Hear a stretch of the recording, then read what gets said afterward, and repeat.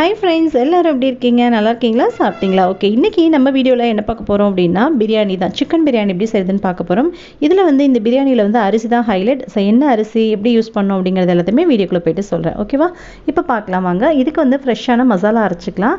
அதுக்கு வந்து ஒரு 100 கிராம் அளவுக்கு சின்ன வெங்காயம் எடுத்திருக்கேன். ஸோ கூடவே ஒரு 4 சின்ன பல் அளவுக்கு இஞ்சி, ஒரு 10-12 பூண்டு, அதுக்கப்புறம் பார்த்தீங்கன்னா அந்த பட்டை இருக்கு இல்லையா, இது வந்துட்டு சுருள் பட்டைன்னு சொல்லுவோம். இது வந்து சுருள் பட்டையாக இருக்கல ஒரு 1/4 இன்ச்சை வந்து உடச்சிட்டு இது மாதிரி நுணுக்கிட்டு சேர்த்துக்கிறேன். ஸோ இந்த பட்டை நம்ம சாப்பிடும்போது தான் உடம்புக்கு நல்லது அப்படின்னு சொல்லப்படுது. ஸோ அதனால் வந்து இதை தான் வந்து நான் யூஸ் பண்ணிகிட்ருக்கேன் இப்போது. அதுக்கப்புறம் ஒரு 7 அளவுக்கு கிராம்பு எடுத்திருக்கேன். கூட 4 அளவுக்கு ஏலக்காய் எடுத்திருக்கேன். ஸோ அரிசின்னு பார்த்தீங்கன்னா 700 கிராம் அளவுக்கு அரிசி எடுத்திருக்கேன். ஓகேவா? அதுக்கு பார்த்தீங்கன்னா ஒரு 1 ஸ்பூன் அளவுக்கு சோம்பு, 1 ஸ்பூன் அளவுக்கு மிளகும் சேர்த்துருக்கேன் கூடவே. அதுக்கப்புறம் ஜாதித்ரி அப்படி வந்துட்டு ஒரு 3/4 இது கொஞ்சமாக உடச்சிட்டு 3/4 இன்ச் வந்து அப்படியே சேர்த்துருக்கேன். ஃபுல்லாக சேர்க்காமல் கொஞ்சோண்டு உடச்சிட்டு இதை சேர்த்துருக்கேன். ஒரு கைப்பிடி அளவுக்கு மல்லித்தலை சேர்த்துருக்கேன். கூடவே ஒரு கைப்பிடி அளவுக்கு புதினா தலையும் சேர்த்துக்கலாம். ரெண்டையும் நல்லா வாஷ் பண்ணிவிட்டு சேர்த்துக்கோங்க, மண் இருக்கும். ஓகே, இதெல்லாம் சேர்த்துட்டு லைட்டாக அமுத்தி கொடுங்க. இது வந்து அரைப்படும் போது நல்லா ஈஸியாக கிரைண்ட் ஆகிடும். ஸோ அதனால் பிரச்சனை இல்லை. இது கூட பார்த்திங்க அப்படின்னா ஒரு சிக்கன் மசாலா தூள் சேர்த்துருக்கேன். நீங்கள் கடையில் வாங்கினதாக இருக்கலாம், இல்லை வீட்டில் அரைச்சதாக கூட இருக்கலாம். நான் கடையில் வாங்கின சிக்கன் மசாலா தூள் தான் நான் சேர்த்துருக்கேன். 3 ஸ்பூன் அளவுக்கு சிக்கன் மசாலா தூளும் 1 ஸ்பூன் அளவுக்கு கொத்தமல்லி தூளும் சேர்த்துருக்கேன். கூடவே காரத்துக்கு ஏற்ப மிளகாய்த்தூள் நான் வந்து 1 ஸ்பூன் அளவுக்கு மிளகாய்த்தூள் சேர்த்துருக்கேன். இந்த காரம் கரெக்டாக இருக்கும். ரொம்ப காரம் இருக்காது, ரொம்ப காரம் இல்லாமலும் இருக்காது. ஸோ அந்த மிளகாய்த்தூள் தான் வந்து 1 ஸ்பூன் அளவுக்கு நான் சேர்த்துக்கிறேன். சேர்த்துட்டு இது கூடவே பார்த்திங்க அப்படின்னா தண்ணி சேர்த்துட்டு உங்களுக்கு எவ்வளோ தேவைக்கேற்ப தண்ணி சேர்த்துட்டு அரைச்சிக்கோங்க. ஃபஸ்ட்டு கிரைண்ட் பண்ணிவிட்டு அதுக்கப்புறம் தேவைக்கு தண்ணி சேர்த்துட்டு நல்லா நைஸாக அரைச்சி எடுத்துக்கோங்க. இப்போது நம்மளுக்கு பிரியாணிக்கான மசாலா வந்து ரொம்ப சூப்பராக தயாரிச்சு அவ்வளோ வாசனையாக இருக்குது. ஓரமாக இருக்கட்டும். அதுக்கப்புறம் பார்த்திங்கன்னா பிரியாணிக்கு தேவையான அளவுக்கு பெரிய வெங்காயம் 1 நறுக்கி வச்சுருக்கேன். கூடவே 3 தக்காளி மீடியம் சைஸில், கூட 4 பச்சை மிளகாய், ஒரு கைப்பிடி அளவுக்கு கொத்தமல்லி தலை, புதினா தலை இருந்தாலும் நீங்கள் சேர்த்துக்கலாம். என்கிட்ட இல்லைன்றனால சேர்க்கலை. ஓகே, இவ்வளவும் சேர்த்துட்டு இதுக்கப்புறம் நம்ம வீடியோக்குள்ளே போகிறதுக்கு முன்னாடி நம்ம சேனலை நீங்கள் இன்னும் சப்ஸ்கிரைப் பண்ணாமல் பார்க்குறீங்க அப்படின்னா ப்ளீஸ் உடனே சப்ஸ்கிரைப் பண்ணிவிட்டு பாருங்கள். கூடவே வர பெல் ஐக்கானை கிளிக் பண்ணிவிட்டு ஆல் அப்படின்ற ஆப்ஷனையும் கிளிக் பண்ணிவிட்டு பாருங்கள். ஸோ தட் நான் போடக்கூடிய வீடியோஸ்லாம் உங்களுக்கு ஒன்றே நோட்டிஃபிகேஷன் வந்து சேரும், நீங்களும் மிஸ் பண்ணாமல் பார்க்கலாம். ஓகே, இப்போ நம்ம வீடியோவை கண்டினியூ பண்ணலாம். ஓகே, இப்போ வந்து ஒரு குக்கர் சூட் பண்ணிக்கலாம். 100 மில்லி அளவுக்கு ஆயில், குக்கிங் ஆயிலும் 50 மில்லி அளவுக்கு நெய்யும் நான் சேர்த்துருக்கேன். இது சூடானதுக்கப்புறமா நீங்கள் வந்துட்டு பட்டை 2 கிராம்பு, 2-3 கிராம்பு, 2 ஏலக்காய், ஒரு பிரிஞ்சி இலை, கூடவே 2 கல்பாசி பூ இதெல்லாம் சேர்த்து தாளிச்சிக்கலாம். தாளிச்சதுக்கப்புறமா நம்ம எடுத்து வச்சுருக்க வெங்காயம் இருக்கு இல்லையா, பெரிய வெங்காயம், அதை வந்து இது மாதிரி நீல வாட்டில் நறுக்கிட்டு சேர்த்துக்கலாம். சேர்த்துட்டு மல்லித்தலை, கூடவே 4 பச்சை மிளகாய் இதையும் சேர்த்துட்டு நல்லா வதக்கி விட்டுக்கலாம். வெங்காயம் லேசாக வதங்கி வந்ததுக்கப்புறமா நம்ம 3 தக்காளி எடுத்து வச்சுருந்தோம்ல, அதை நல்லா ஃபைனாக சாப் பண்ணிவிட்டு இது கூட சேர்த்துக்கலாம். தக்காளியை நல்லா ஃபைனாக சாப் பண்ணிக்கோங்க, அப்போ தான் ரொம்ப சீக்கிரமாக வதங்கி வரும். இப்போ இது எல்லாத்தையும் சேர்த்து நல்லா வதக்கி விட்டுக்கோங்க. வெங்காயம் தக்காளி வதங்கிறதுக்காகவும் பிரியாணிக்கு தேவையான அளவுக்கு உப்பும் இது கூடவே சேர்த்துடலாம். சேர்த்துட்டு இப்போ நல்லா கலந்து விட்டுக்கோங்க. ஓரளவுக்கு நல்லா வதங்கி வரட்டும். கூடவே ஒரு 10 பல் அளவுக்கு பூண்டை இது கூடவே சேர்த்துக்கலாம். சேர்த்துட்டு நல்லா வதக்கி விட்டுக்கலாம். இப்போ இது நல்லா வதங்கி அந்த தக்காளி எல்லாம் நல்லா மசிஞ்சு நல்லா வதங்கி வரட்டும். அது வரைக்கும் வெயிட் பண்ணலாம். இப்போ நல்லா சூப்பராக வதங்கி வந்தாச்சு. இப்போ இது கூட வந்து நம்ம ஏற்கனவே அரைச்சி வச்சுருக்கோம்ல மசாலா, அதை வந்து இது கூட சேர்த்துடலாம். நம்ம அரைச்சி வச்சுருக்க மசாலாவை சேர்த்துட்டு மிக்ஸி ஜாரை நல்லா வாஷ் பண்ணிவிட்டு இந்த தண்ணியை இது கூடவே சேர்த்துடலாம்.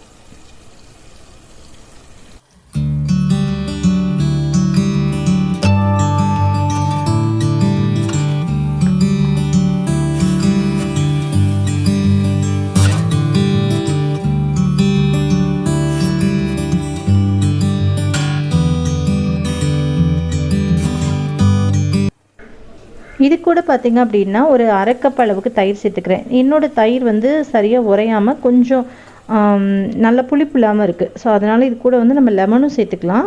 புளிப்பான தயிர் சேர்க்குறீங்க அப்படின்னா நமக்கு லெமன் சேர்க்க தேவையில்லை. ஃபஸ்ட்டு இது எல்லாமே நல்லா வதங்கி வரட்டும். நம்ம அரிசி சேர்க்க போகிறதுக்கு முன்னாடி நம்ம வந்து லெமன் சேர்த்துக்கலாம். அரிசி நம்ம சிக்கன் சேர்க்கறதுக்கு முன்னாடி கூட நம்ம லெமன் சேர்த்துக்கலாம். அது வரைக்கும் இது நல்லா வதங்கட்டும். லெமன் சேர்த்து ரொம்ப நேரம் வந்துட்டு வதக்கி விட வேண்டாம். அதனால் இப்போ இது எல்லாமே நல்லா வதங்கி அந்த எண்ணெயெல்லாம் பிரிஞ்சு நல்லா மேலே வரட்டும். அதுக்கிடையில் வந்து நான் சிக்கன்லாம் வாஷ் பண்ணி எடுத்துகிட்டு வச்சுக்க போகிறேன். ஸோ பார்த்திங்கன்னா சிக்கன் நல்லா வாஷ் பண்ணிவிட்டு எடுத்து வச்சுருக்கேன். மஞ்சத்தூள் போட்டு வாஷ் பண்ணி எடுத்து வச்சுருக்கேன். ஸோ சிக்கன் பார்த்திங்க அப்படின்னா ஒரு 700 கிராம் அளவுக்கு சிக்கன். நம்ம எந்த அளவுக்கு அரிசி எடுக்கிறோமோ ஈக்குவலாக நம்ம சிக்கன் எடுத்தோம்னா நல்லா டேஸ்ட்டு நல்லாயிருக்கும். அரிசி பற்றி சொல்லிடுறேன். அரிசி பார்த்திங்க அப்படின்னா நான் குறுநரிசி தான் யூஸ் பண்ணியிருக்கேன். இந்த அரிசி நம்ம யூஸ் பண்ணும்போது பார்த்திங்கன்னா ஜீரக சம்பா அரிசி யூஸ் பண்ணும்போது எப்படி இருக்குமோ சேம் அதே மாதிரி இருக்கும்.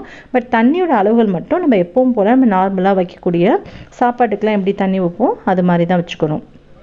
பாருங்கள், அரிசி இது மாதிரி தான் இருக்கும். டேஸ்ட்டுமே ரொம்ப ரொம்ப சூப்பராக இருக்கும். அது மட்டும் இல்லாமல் நம்ம வந்து அரிசி நம்ம நார்மலாக ஜீரக சம்பா அரிசிலையும் பாஸ்மதி ரைஸ்லையும் சாப்பிடக்கூடிய டேஸ்ட்டை விட இதோடைய டேஸ்ட்டு ரொம்ப ரொம்ப சூப்பராக இருக்கும். கண்டிப்பாக ட்ரை பண்ணி பாருங்கள். அதே மாதிரி நம்ம பிரியாணி செஞ்சு முடிச்சதுக்கப்புறம் இது என்ன அரிசியில் செஞ்சீங்கன்னு சொல்லி எல்லாரும் கேட்பாங்க. பார்க்கவே அவ்வளோ சூப்பராக இருக்கும். ஓகே, இப்போ பார்த்தீங்கன்னா நம்ம மசாலா நல்லா வதக்கி விட்டோம்ல, அது நல்லா வதங்கி அந்த எண்ணெயெல்லாம் பிரிஞ்சு வந்திருக்கு பாருங்கள். ரொம்ப சூப்பராக இருக்குது பார்க்குறதுக்கே. இந்த ஸ்டேஜில் வந்துட்டு நம்ம வந்து சிக்கன் சேர்க்க போகிறோம். சிக்கன் சேர்க்கறதுக்கு முன்னாடி லெமன் சேர்த்துடலாம். நான் வந்துட்டு ஒரு லெமன் ஃபுல் லெமனையுமே வந்து கட் பண்ணி மீடியம் சைஸில் இருக்க லெமனை வந்து 2ஆக கட் பண்ணி நான் பிழிஞ்சு விட்டுக்கிறேன். நல்லா அதில் உள்ள விதைகளெல்லாம் எடுத்துகிட்டு சாரை பிழிஞ்சு விட்டுக்கலாம்.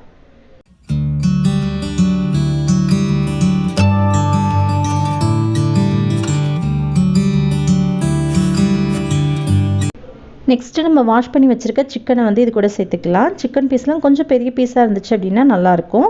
ஏன்னா பிரியாணிக்கு வந்து நம்ம எடுத்து சாப்பிடும்போது ரொம்ப நல்லாயிருக்கும். இதுவே வந்து கொஞ்சம் மீடியம் சைஸில் தான் இருக்குது. இன்னும் பெரிய பீஸாக இருந்தால் இன்னும் டேஸ்ட் ரொம்ப நல்லாயிருக்கும்.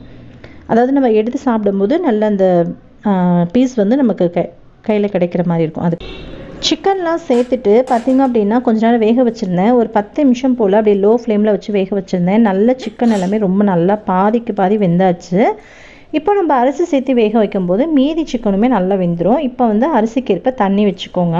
எப்போவுமே நீங்கள் வந்துட்டு பிரியாணி செய்யும்போது இதில் உள்ள மசாலாவில் வந்து எவ்வளோ தண்ணி இருக்குது அப்படிங்கிறது நீங்கள் கேல்குலேட் பண்ணிங்க அப்படின்னா தெரியும். பார்க்கும்போதே தெரியும். ஒரு 1.5 டம்ளர் அளவுக்கு இதில் தண்ணி வந்து இருக்க மாதிரி இருக்குது. நான் வந்து 3 டம்ளர் அளவுக்கு தண்ணி அரிசி வச்சுருக்கேன், ஊற வச்சுருந்தேன். 7 டம்ளர் தண்ணிக்கு வந்து நான் வந்து குறைச்சி தான் நான் வச்சுருக்கேன். ஒரு 5.5 டம்ளர் அளவுக்கு தண்ணி சேர்த்து வச்சுருக்கேன். இப்போ தண்ணியும் நல்லா கொதிச்சாச்சு. நம்ம எடுத்து வச்சுருக்க அரிசியை நல்லா வாஷ் பண்ணிவிட்டு சேர்த்துக்கலாம். நார்மல் அரிசி நம்ம எப்படி ஊற வைப்போமோ அந்த அளவுக்கு ஒரு மினிமம் ஒரு 1 மணி நேரம் வரைக்கும் ஊற வச்சா கூட நல்லாயிருக்கும். நம்ம பாஸ்மதி ரைஸ் ஜீரக சம்பா அரிசிலாம் ரொம்ப கம்மியான டைமில் ஊற வைப்போம். பட் நம்ம நார்மலாக செய்யக்கூடிய ரைஸில் செஞ்சிங்கனாலும் இல்லை குருணை ரைஸ் இது மாதிரிலாம் செஞ்சிங்க அப்படின்னாலும் ஒரு 1 மணி நேரமாவது மினிமம் அரிசி ஊறணும். நான் கிட்டத்தட்ட ஒரு 2 மணி நேரம் வரைக்கும் ஊற வச்சுருந்தேன். டைம் இருந்துச்சுன்றனால நான் ஊற வச்சுருந்தேன். இப்போ நல்ல ஒரு தடவை கலந்து விட்டுட்டு குக்கரை மூடி வச்சிடலாம். நீங்கள் இந்த ஸ்டேஜில் தம் வைக்கிறதுனாலும் வச்சுக்கலாம், அப்படி இல்லைனா விசில் வைக்கிறதுனாலும் வச்சுக்கலாம். நான் வந்து ஒரு 2 விசில் வச்சுக்க போகிறேன். இதுக்கு இடையில் பார்த்திங்கன்னா சிக்கன் கிரேவிக்குண்டான இதுவும் ரெடி ஆகிட்டு இருந்துச்சு. விசில் வர டைம்லேயே வந்து சிக்கன் கிரேவிக்கு எல்லாமே நான் கிட்டத்தட்ட ரெடி பண்ணிட்டேன். சிக்கன் கிரேவியும் ரெடி ஆகிட்டுருக்கு. ஆல்ரெடி நம்ம சேனலில் சிக்கன் கிரேவிலாம் எப்படி செய்யணும்னு சொல்லிட்டு நிறைய வீடியோஸ் நான் போட்டிருக்கேன். அந்த வீடியோஸ்லாம் நீங்கள் பார்க்கலன்னா கீழே டிஸ்கிரிப்ஷன் லிங்க் இருக்குது, செக் அவுட் பண்ணி பாருங்கள். ஓகே, இப்போ வந்து குக்கர் நல்லா விசில்லாம் ஆஃப் ஆகிடுச்சு. ஒரு பக்கம் கிரேவியும் ரெடி ஆகியாச்சு. நம்மளோட சூப்பரான சிக்கன் பிரியாணி ரெடி ஆகியாச்சு. பார்க்குறதுக்கே எவ்வளோ சூப்பராக இருக்குன்னு பாருங்கள். ஃபஸ்ட்டு நம்ம குக்கர் ஓப்பன் பண்ணும்போது கொஞ்சம் திக்காக ஒரு மாதிரி அந்த கிரேவி மாதிரி இருக்க மாதிரி இருக்கும். அதுக்கப்புறமா நார்மல் ஆகிடும். நான் உங்களுக்கு கொஞ்சம் நேரம் கழிச்சும் நான் காமிக்கிறேன். ஒரு 10 நிமிஷம் 15 நிமிஷத்தில் பார்த்தீங்கன்னா நல்ல சோறு உதிரியாக வந்துடும். ரொம்பவே சூப்பராக இருக்கும். குக்கரை ஓப்பன் பண்ணிவிட்டு நல்லா கலந்து கொடுத்துக்கோங்க. ஏன்னா மசாலா மட்டும் ஒரு பக்கமாக சாதம் ஒரு பக்கமாக இருக்கும். நான் நல்லா கலந்து கொடுத்துக்கணும். இப்போ நான் எடுத்து காமிக்கிறேன் பாருங்கள் அந்த அரிசி சாப்பாடு எப்படி இருக்குன்னு சொல்லிட்டு. நான் மறுபடியும் உங்களுக்கு தட்டில் வச்சதுக்கப்புறம் சாப்பாடு எப்படி இருக்குன்றதையும் தனியாக நான் ஷோ பண்ணியிருக்கேன். அதையும் நீங்கள் பாருங்கள். இது நீங்கள் என்ன ரைஸில் செஞ்சீங்கன்னு கண்டிப்பாக நீங்கள் இதில் பிரியாணி செஞ்சீங்கன்னா கண்டிப்பாக கேட்பாங்க. ஏன்னா டேஸ்ட் வந்து அந்த அளவுக்கு வேறு லெவலில் இருக்கும். ரொம்பவே சூப்பராக இருக்கும். நம்ம நார்மலாக செய்யக்கூடிய பாஸ்மதி ரைஸ் ஜீரக சம்பா அரிசி நீங்கள் சாப்பிட்ருந்தீங்கன்னா இந்த ரைஸில் நீங்கள் செஞ்சு சாப்பிடும்போது தெரியும் டேஸ்ட்டு யம்மியாக இருக்குங்க. அவ்வளோதான், நம்மளோட சூப்பரான பிரியாணி வந்து ரெடி ஆகியாச்சு. அது வந்து குருணை அரிசியில் செஞ்சுருக்கோம். செம்ம டேஸ்ட்டாக இருந்துச்சு. கண்டிப்பாக நீங்களும் ட்ரை பண்ணி பாருங்கள். ட்ரை பண்ணி பார்த்துட்டு எப்படி இருந்துச்சுன்றதை கீழே கமெண்ட் பண்ணுங்கள். கூடவே சிக்கன் கிரேவி ரெடி ஆகியாச்சு. இங்கே பாருங்கள், நான் சாதம் தட்டில் போட்டு சாப்பிடும்போது எந்தளவுக்கு நல்ல உதிரியாக வந்திருக்கு நீங்களே பாருங்கள். அவ்வளோதான். ஓகே ஃப்ரெண்ட்ஸ், உங்களுக்கு இந்த வீடியோ பிடிச்சிருக்குன்னு நினைக்கிறேன். வீடியோ பிடிச்சா வீடியோக்கு ஒரு லைக் கொடுங்க. உங்கள் ஃப்ரெண்ட்ஸ் அண்ட் ஃபேமிலியோடையும் ஷேர் பண்ணிக்கோங்க. உங்களை இன்னொரு வீடியோவில் மீட் பண்ணுறேன். பை.